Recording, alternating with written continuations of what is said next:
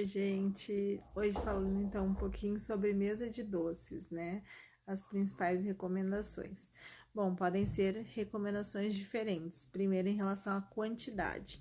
Depende muito dos outros elementos do menu, do cardápio. Por exemplo, se tem ou não tem sobremesa, se tem ou não tem bolo que vai ser cortado, né? Se tem outros elementos que também vão compor o menu e que possam favorecer, né, ou necessitar de mais doces por pessoa. Em média, uma quantidade que se calcula é de 5 a 8 doces por pessoa. E aí essa variação depende dessas coisas que eu falei, se tem doce, se tem sobremesa, se tem bolo, né, se tem daqui a pouco uma sustentação da madrugada que é uma atração doce.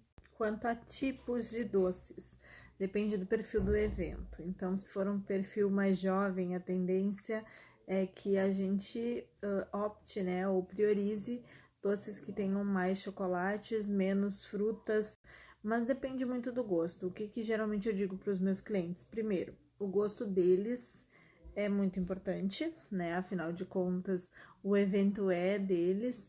E aí priorizar pelo menos alguns tipos de doces que eles gostem mais e depois, de uma maneira geral, tentar agradar todos os públicos, sem o pensamento de que vai se agradar todo mundo 100%, né? Então, até porque as pessoas são muito diferentes.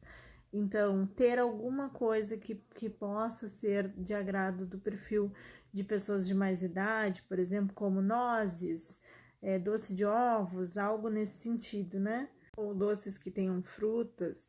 Então, o que vai ditar a questão de quantidade por doce? Justamente o perfil da lista.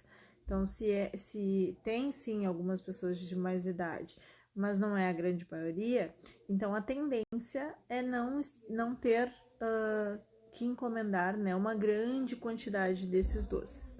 Primeiro, pensar que a grande maioria das pessoas tem a tendência de gostar mais dos doces que são mais tradicionais, comuns, né? Como os doces com chocolate mesmo, né? E outros doces assim. Então, esses devem ser os doces em quantidade maior, né? E aí depois dá para fazer um mix, dá para variar. Claro que geralmente os fornecedores têm um mínimo, né, de doces de cada tipo, então também depende da quantidade de doce que se vai pedir no total. E outro fator que também pode ser decisivo é a questão do valor unitário do doce.